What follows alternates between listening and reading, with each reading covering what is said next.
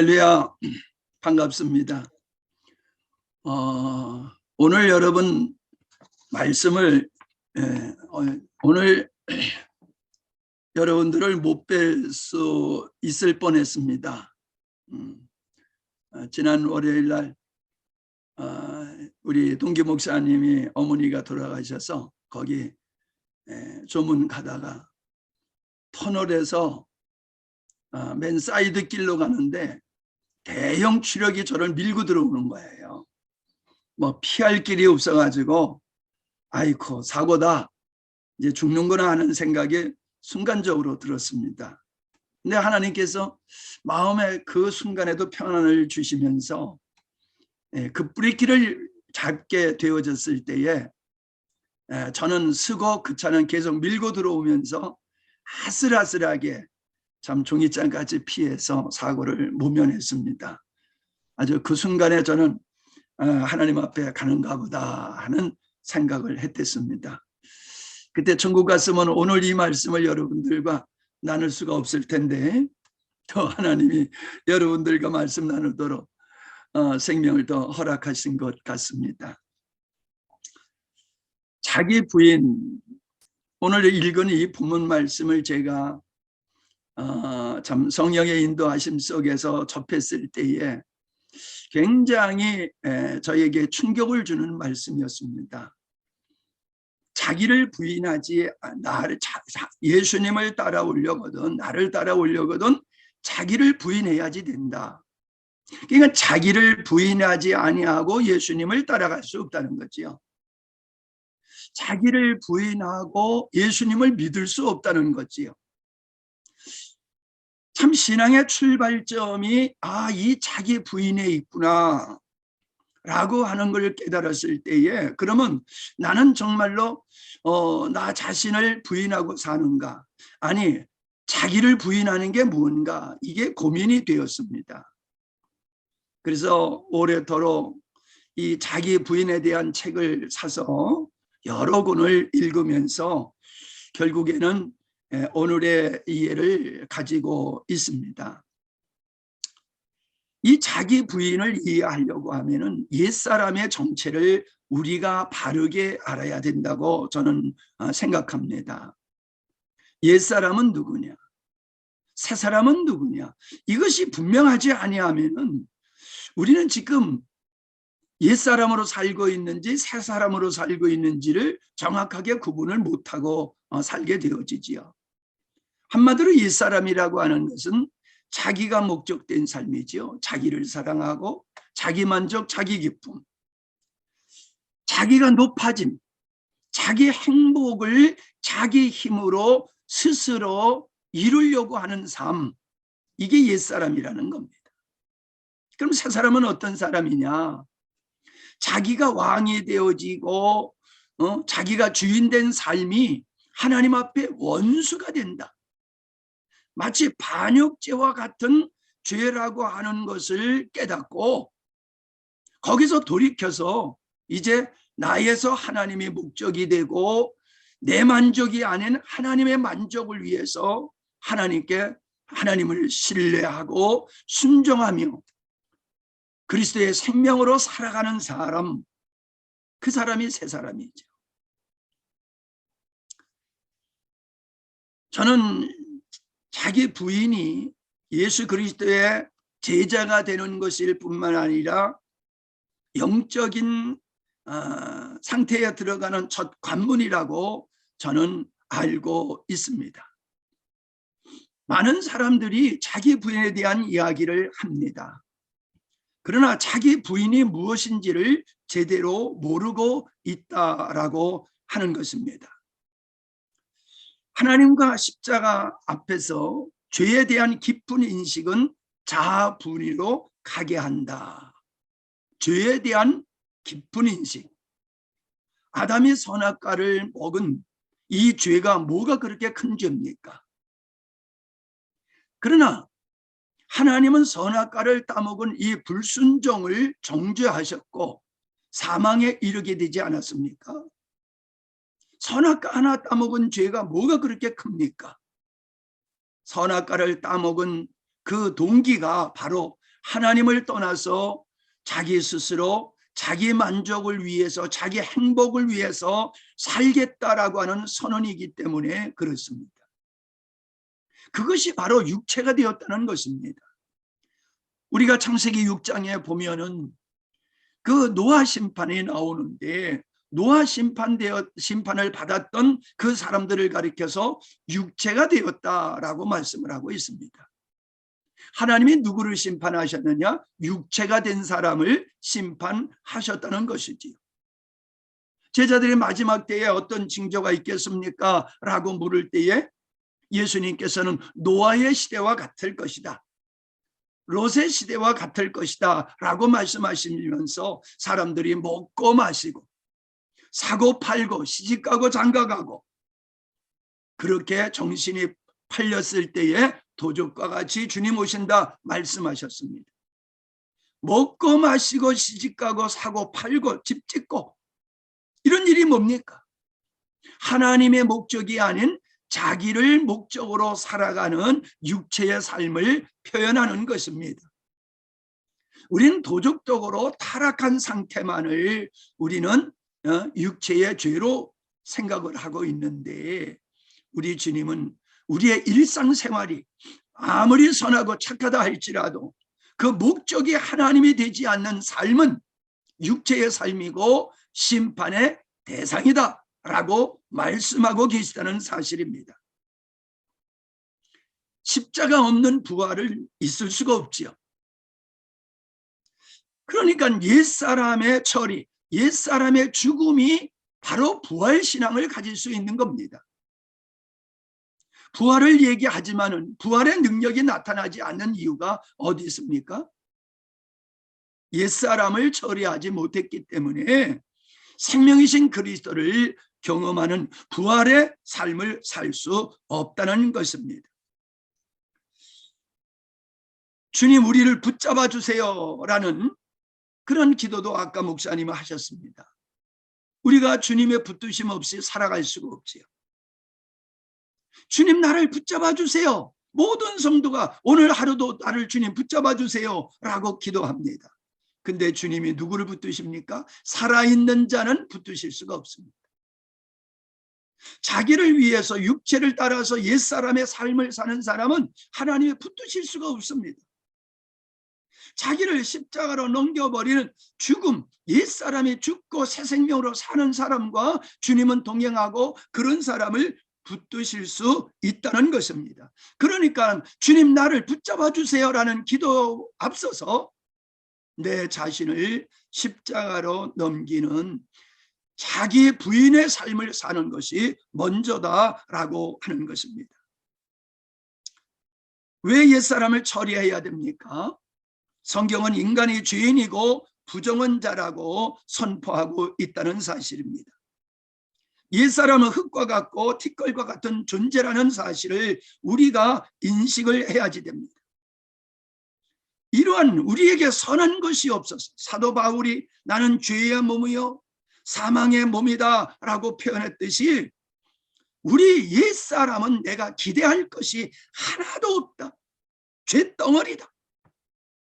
애착을 가질 것이 조금도 없다는 그런 인식이 있어야지 된다는 것입니다. 자기 옛사람에 대한 일만의 기대가 없어야 되는 거예요. 근데 사람들은 하나님 나 조금만 도와주시면은 제가 주님을 위해서 살 것 같고 주님의 말씀을 내가 순종할 것 같습니다. 그런 마음으로 도와달라고 기도합니다. 주님의 도우심이 필요한 게 아닙니다. 전적으로 주님의 손에 의해서 살 수밖에 없는 존재임을 우리는 기대해야 됩니다. 선한 것이 없다고 바울은 분명히 선언을 했습니다. 우리가 생각하는 선 그런 거 아닙니다. 하나님의 의를 이룰 수 있는 그 선을 말씀하고 있는 것입니다.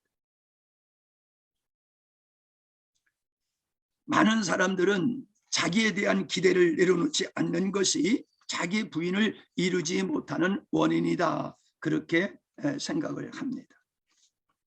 그래서 우리의 죄의 근원인 옛사람을 쪼개버리는 것이 하나님이 십자가에서 우리 죄를 사하신 것과 같은 일을 하신 거라는 겁니다. 우리를 의롭게 하시기 위해서 우리 죄를 담당하셨습니다. 뿐만 아니라 하나님을 대적해서 살아가는 이 삶을 끝장내고 하나님을 향하여 살아갈 수 있도록 하기 위해서 이 원수된 옛사람을 십자가에서 우리 주님이 처리하셨다라고 하는 것입니다. 우리가 옛사람에 살아있기 때문에 세상의 유혹을 받는 것입니다. 세상에 대해서 우리가 죽게 되어지면 세상이 우리를 유혹할 수가 없습니다. 근데 우리가 살아있으니까, 옛사람이 살아있으니까 세상의 유혹에 흔들리고 넘어지는 것이라는 것입니다. 사람들은 죄를 안 지려고 애를 씁니다. 여러분, 죄를 안 지려고 애를 써야지요, 당연히. 근데 그게 됩니까? 우리 안에 옛사람의 죄의 성향이 우리를 그냥 내버려 두지 않지 않습니까? 원치 않는 길로 우리를 끌고 가고 있다고 바울이 고백하고 있지 않습니까? 우리는 날마다 지금도 이걸 경험하고 있잖아요. 사과나무에서 사과가 맺어지지 않기 위해서는 사과를 계속 따버린다고 되는 게 아니지요. 사과나무를 뿌리째 뽑아버려야 되죠. 죄를 짓는 것은 우리 옛사람이 살아있기 때문에 죄를 짓는 겁니다. 그래서 주님은 죄를 처리하셨을 뿐만 아니라 죄를 생산해내는 근본된 옛사람을 처리하셨다는 사실입니다. 이걸 놓치고 있어요, 많은 사람들이. 마치 집에서 악취가 나면은 창문만 열어놓으면 악취가 해결되는 게 아니지 않습니까?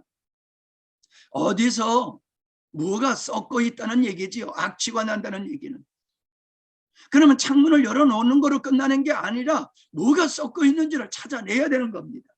그리고 그것을 치워야지 악취는 비로소 없어지는 것입니다. 우리가 정과 욕심을 따라 살 수밖에 없는 것은 이 악취가 나게 하는 죄를 생산해내는 옛사람이 그대로 우리 삶의 중심에 있기 때문에 우리는 죄로부터 자유하지 못하는 삶을 살고 있다는 것입니다. 분명히 우리는 로마서 6장에 말씀하고 있음을 우리 경험하지 않았습니까?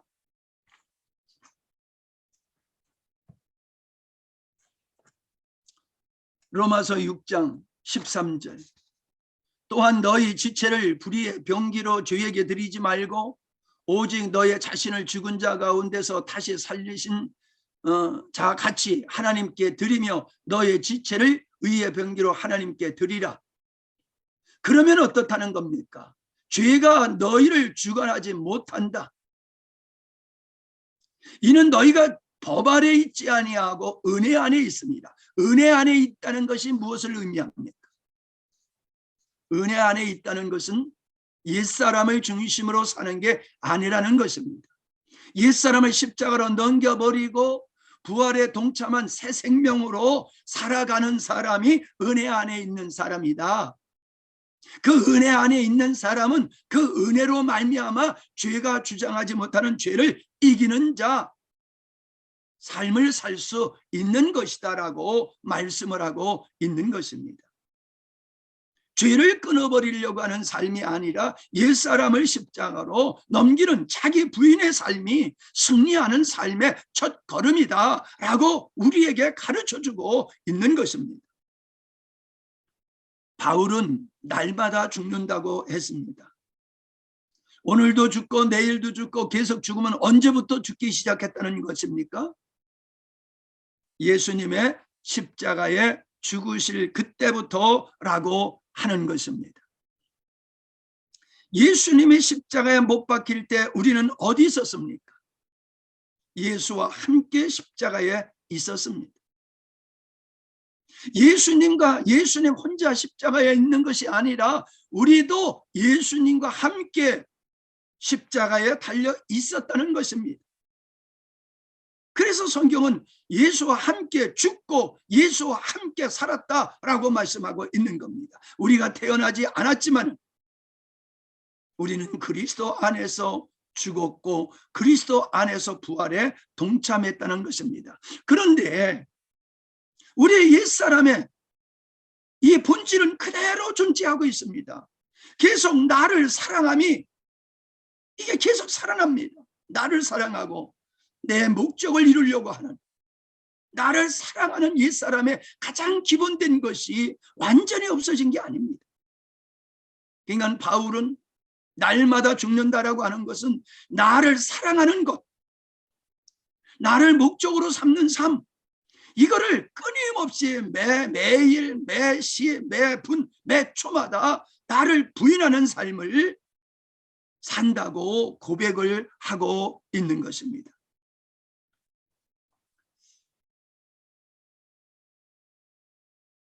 고린도후서 4장 10절 거기 한번 보시기 바랍니다. 우리는 예수의 생명이 우리 몸에서 나타나도록 하기 위해 항상 예수의 죽음을 우리 몸에 짊어지고 다닙니다.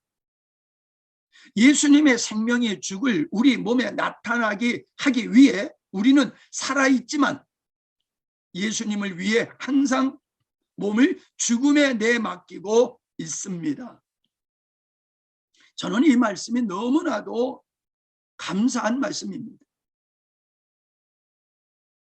예수의 생명이, 예수님의 우리의 생명이라고 고백을 하는데 그 예수의 생명이 우리에게 나타나야지 우리가 승리하는 삶을 살고 풍성한 삶을 살고 죄를 이기는 삶을 살고 하나님의 말씀을 순종할 수 있는 것이거든요. 예수의 생명이 우리에게 나타나야 돼. 내 안에 그리스도가 있다가 아니라 내 안에 그리스도가 작동을 해야 된다는 겁니다. 역사를 하셔야 되는 겁니다. 근데 언제 역사하시느냐? 내가 죽었을 때라는 겁니다. 내가 옛사람이 죽고 새 생명으로 살 때에 그때 생명이신 주님이 역사하신다는 겁니다. 많은 사람들이 하나님 보고 역사하라고 기도합니다. 몰아붙입니다. 띠를 씁니다. 하나님 역사해 주세요. 저는 그런 기도를 들을 때마다 하나님이 역사해야 될 게 아니라 당신이 죽어야 돼. 당신 옛사람이 죽어야지 하나님 역사하시는데 여전히 살아있으면서 하나님 역사하라고? 말도 안 되는 소리 하지 마라. 기도한다고 그게 다 기도가 아니야. 저는 그런 안타까운 마음을 갖습니다. 여러분, 옛사람은 자아가 죽었음을 알아야 되는데 죽었대가 아닙니다. 죽었대가 아닙니다. 죽었어.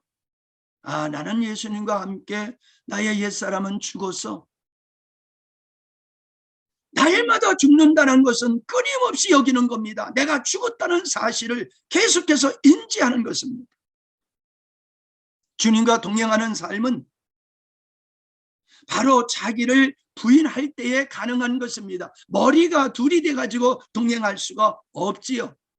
내가 죽을 때에 주님이 나를 붙드시고 내가 죽을 때에 주님과 함께 동행하는 삶이 이루어진다는 것입니다. 날마다 순간마다 여기는 삶을 사는 것입니다. 바로 옛사람을 십자가로 넘기는 것이 자기 중심, 자기 사랑, 자기 생각, 자기 소유, 자기 신뢰를 버리고 주님만 목적으로 삼고 주님만 의지하고 순종하는 것입니다. 고린도후서 1장 9절에 이렇게 말씀하고 있지 않습니까? 우리는 우리 자신이 사형 선고를 받은 줄 알았으니 이는 우리가 자기를 의지하지 말고 오직 죽은 자를 다시 살리신 하나님만 의지하게 하심이라. 왜 우리를 사망 선고를 받은 자와 같은 그런 고난의 어려운 환경에 우리를 하나님께서 허락하신다는 것입니까? 너를 의지하지 마라, 그겁니다. 우리가 하나님을 찾을 때가 언제입니까? 불가능할 때잖아요. 불가능. 하나님의 은혜가 아니면 안 돼. 그 상황에 우리가 주님을 찾지 않습니까? 그러니까 주님만 찾도록, 주님만 의지하고 주님만 신뢰하도록 하나님은 우리의 삶 속에 죽음의 사형 선고를 받은 자와 같은 환경을 우리에게 허락하신다는 것입니다. 그러므로 우리가 이 고난의 환경을 우리가 벗어버리는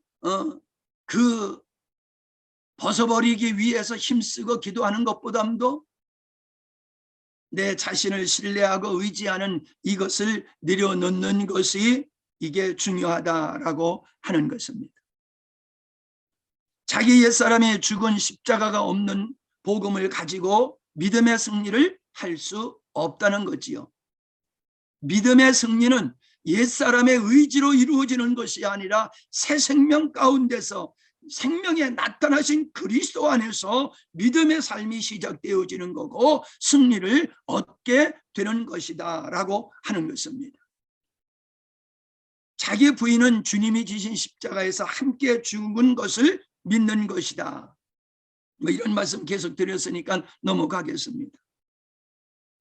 그리스도의 능력, 그리스도인의 능력은 죽음에서 나온다는 거예요. 예. 고린도후서, 우리가 아까 읽었습니다만은 고린도후서 4장 10절로 11절, 정말로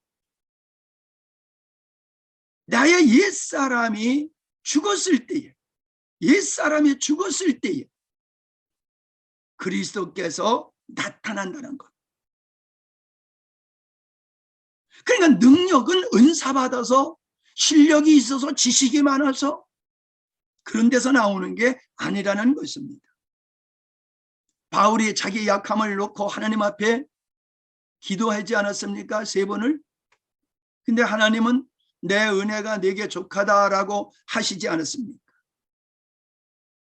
그 바울이 그때의 한 고백이 뭡니까? 나에게 이르시기를 내 은혜가 내게 족하다. 이는 내 능력이 약한 데서 온전하여 짐이라 하신지라.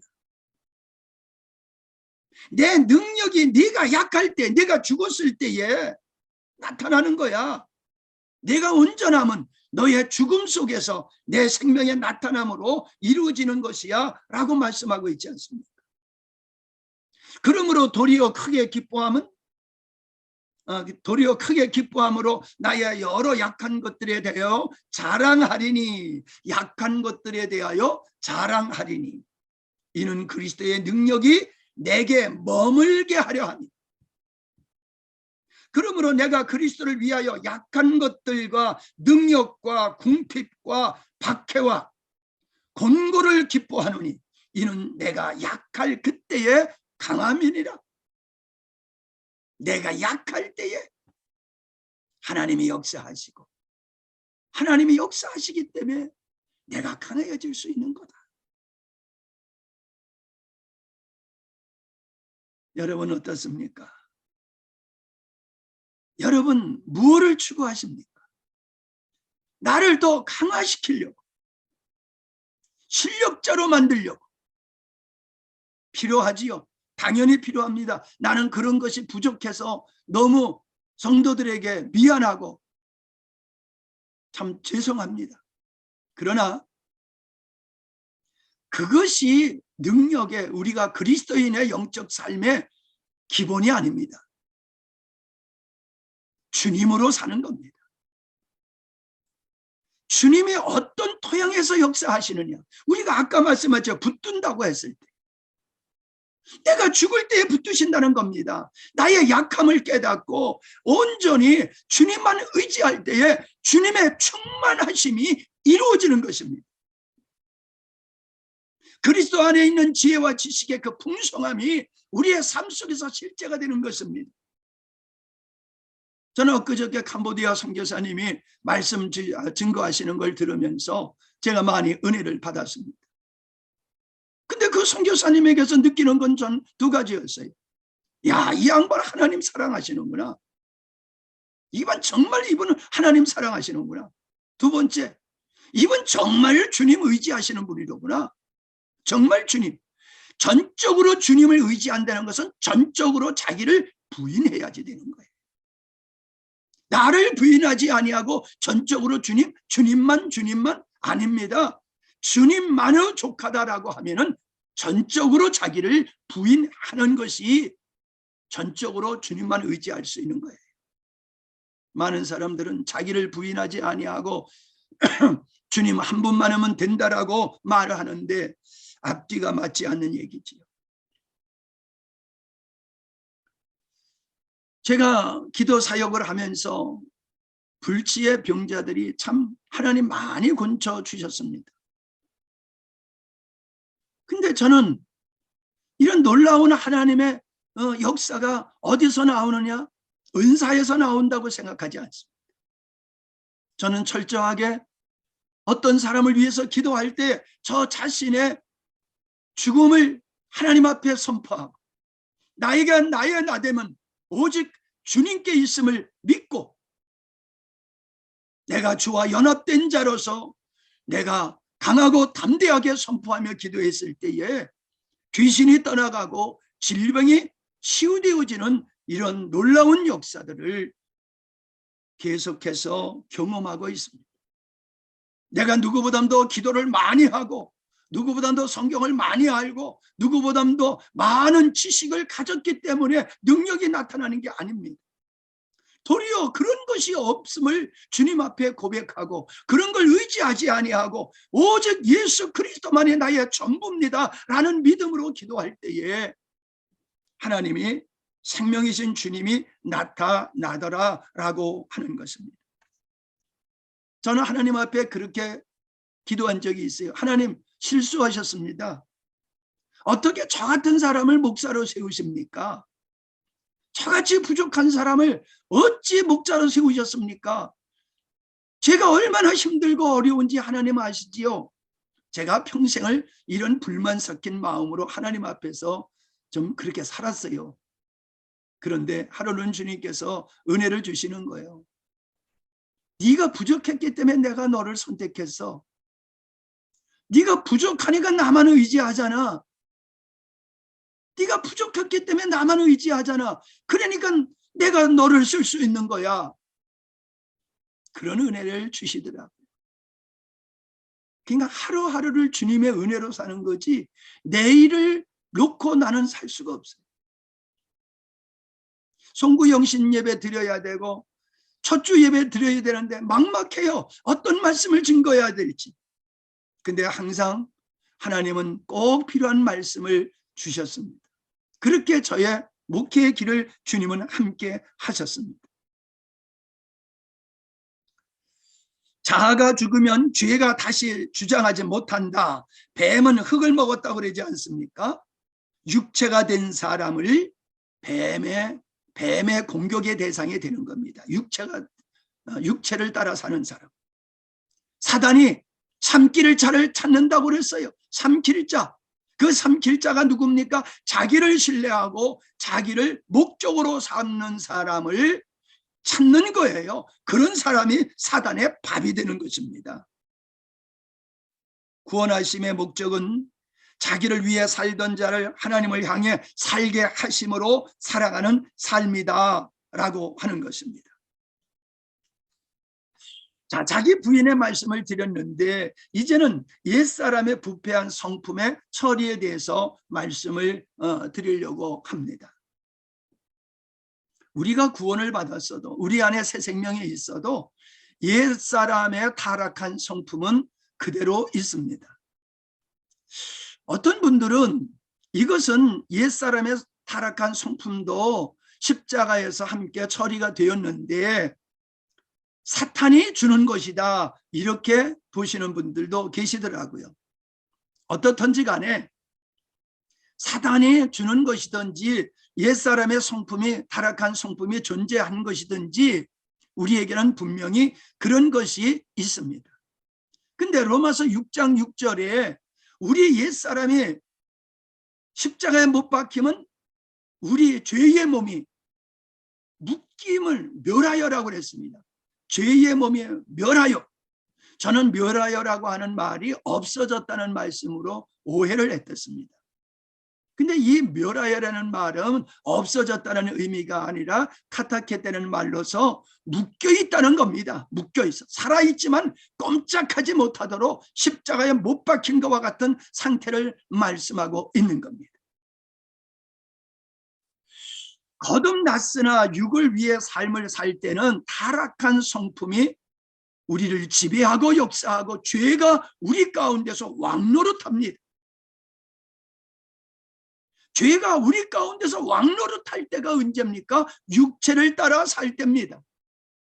그러나 거듭난 성도는 타락한 성품이 그대로 있지만은 새 생명을 따라서 하나님을 향하여서 생명의 성령의 법으로 살게 될 때에 우리 옛사람의 그 타락한 성향, 성품은 꼼짝 못하고 묶여있게 된다는 사실입니다. 그래서 성령을 쫓아 살아가라. 성령을 쫓아 살아가게 되면은 육체의 소욕을 이기게 된다라는 말씀을 하고 있는 겁니다. 우리의 정욕과 싸우는 것이 믿음의 생활이 아니라 주님을 쫓아 살아가는 것이 정욕을 이기고 세상을 이기고 죄를 이기는 것입니다.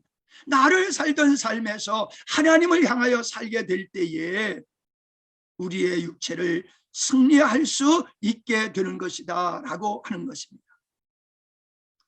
우리는 죄에 대해서 죽었다. 옛사람에 죽었다는 이 뜻은 다시는 자신을 위해서 살지 않는 것이다 라고 하는 것을 바르게 이해해야 됩니다.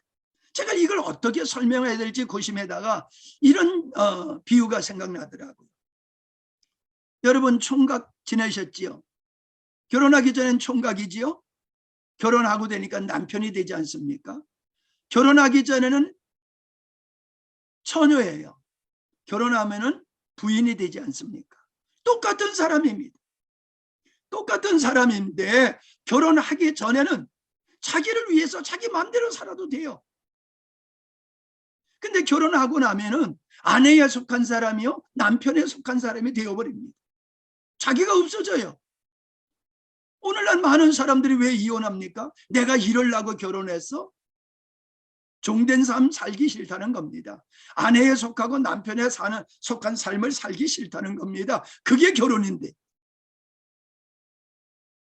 여러분, 우리가 예수 믿기 전에는 처녀와 총각과 같이 자기를 위해서 살았습니다. 근데 하나님은 그걸 끝장낸 거예요. 너는 이제 너를 위해서 살던 사람을 끝장내. 그게 사망에 이르는 죄였어. 이제 너는 하나님을 향해서 사는 거야. 그게 새 사람이야. 하나님을 향해서 네 힘이 아닌 하나님의 생명으로 사는 거. 그게 새 사람이야. 그게 그리스도의 신부요 하나님의 아들 된 삶이라는 것입니다. 새 사람의 삶이라는 거예요. 거듭났다고 얘기를 하면서 옛사람으로 살고 자기를 위해서 사는 거 이게 말이 안 되는 겁니다. 거듭난 사람은 자기가 없습니다. 자기가 없어요. 거듭난 사람은.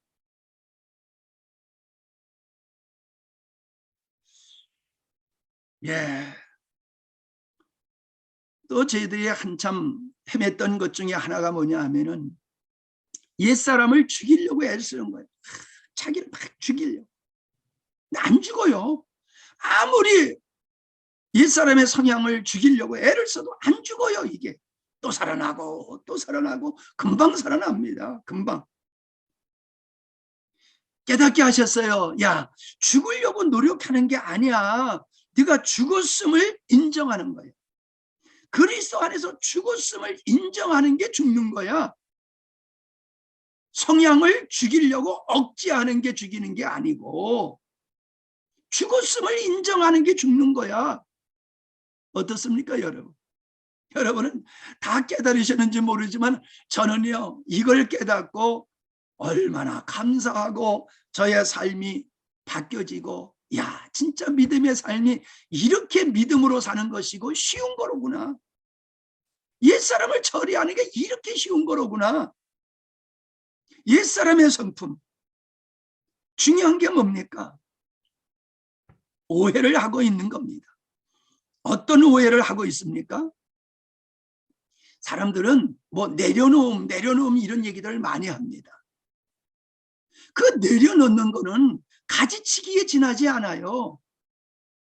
가지치기가 필요한 게 아니라 뿌리를 뽑아버려야 되는 겁니다. 내가 좀 양보했다고, 내가 좀 참았다고 그거 가지고 되는 게 아니에요.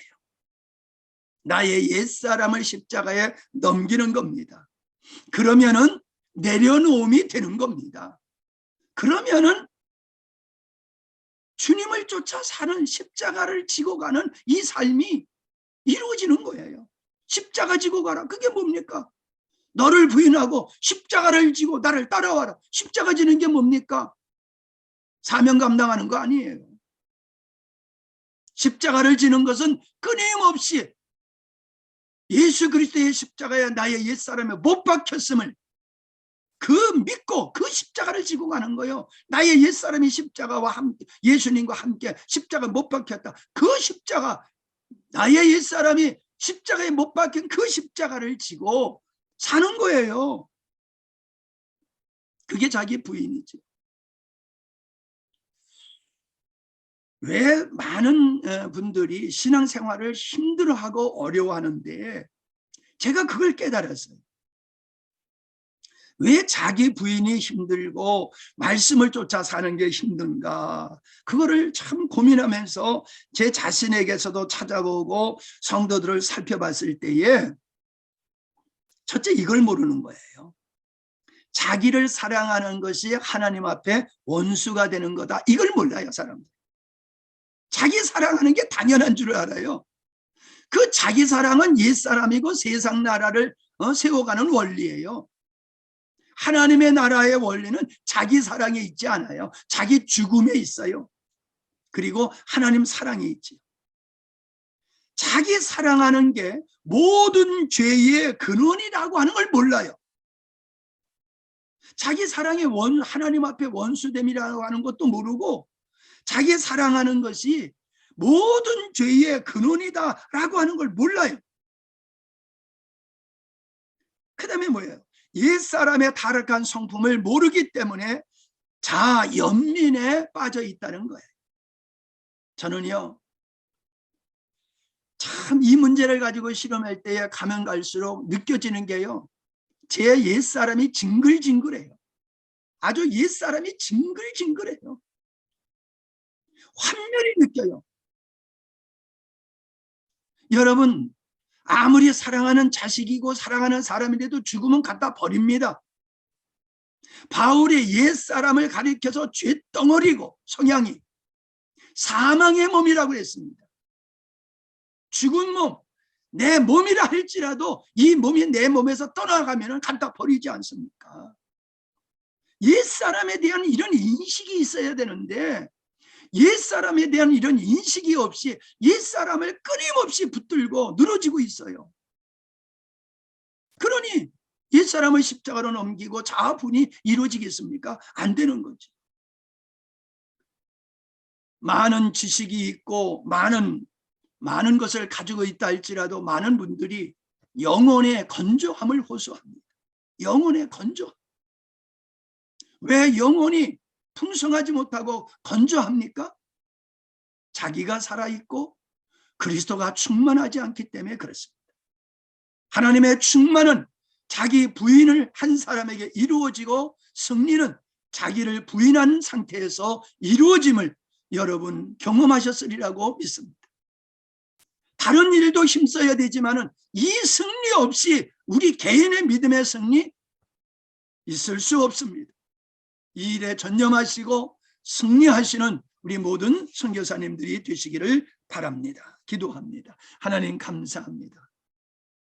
올해 마지막 주일 자기 부인이라고 하는 이 엄청난 말씀을 우리 선교사님들과 함께 나누었습니다. 성령께서 가르쳐 주시어서 옛사람이 어떤 존재고 어떻게 처리가 되었으며 왜 옛사람을 처리하셨는가를 정확하게 명확하게 알게 하시고 부활하신 예수 그리스도의 생명에 참여한 자로 살아가는 새해가 되게 하여 주시옵소서.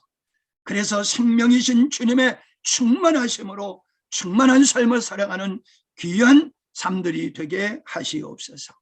예수님의 이름으로 기도하옵나이다. 아멘. 아멘.